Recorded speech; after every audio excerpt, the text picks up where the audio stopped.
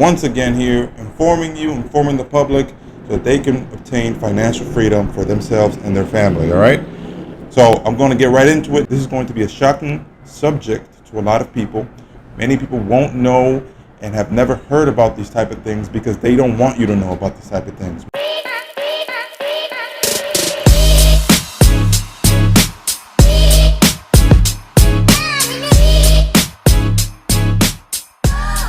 The secrets that are holding you back, and that is that the system is meant to keep you broke. So today I'm going to unveil the secrets that they don't want you to know about money. Do what you want with the information. These are all facts. Disclaimer, I am not a financial advisor and I am not advising you to do anything with your finances. This video is for entertainment purposes only. Number 1. Savers get punished for saving, while borrowers get rewarded.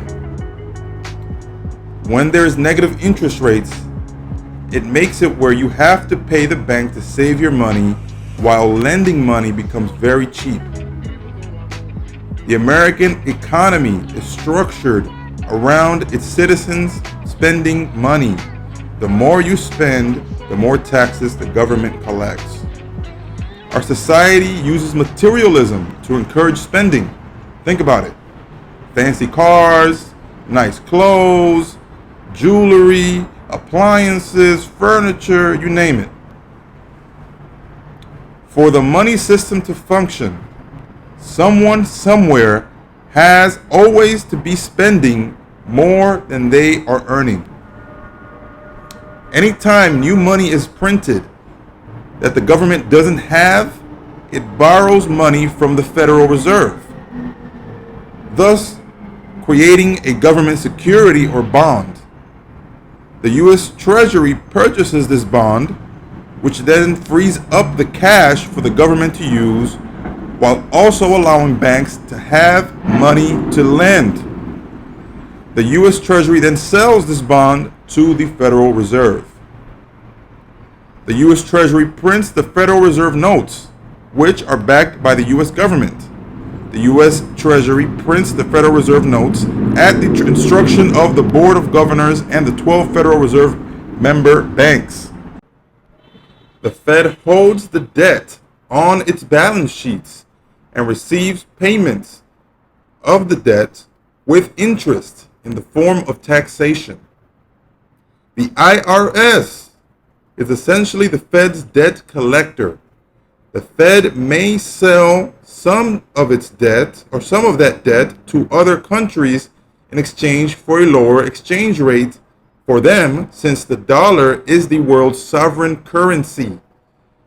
So, in other words, government uses its citizens as collateral for the loan. So this is some deep stuff.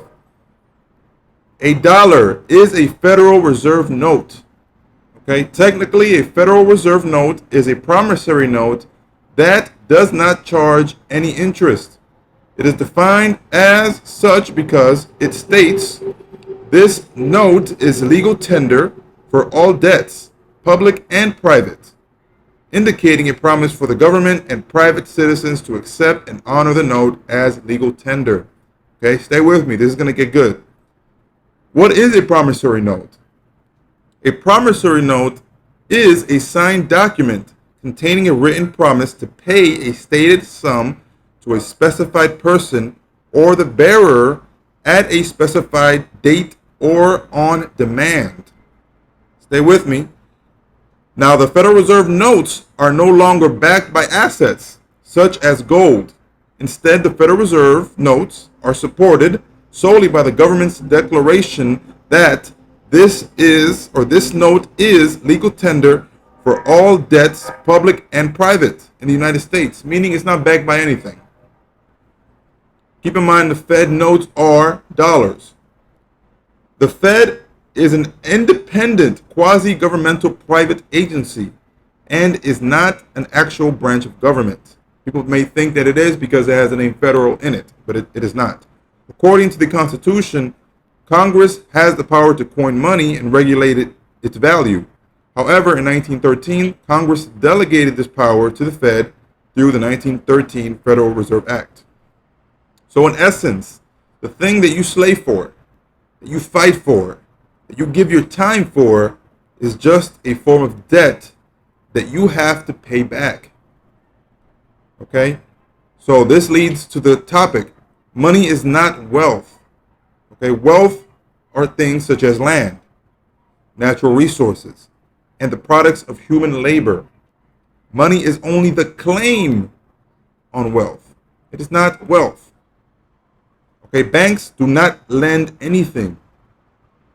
You may think they lend money. They don't lend money. They create money as credit out of nothing and charge interest on it, which costs nothing to produce. Banks do not make money directly on the act of creating credit. They make the majority of their money off of the fees they charge to lend the money, while also making money off of a slight percentage of the interest payments. And compound interest is the best way to become wealthy.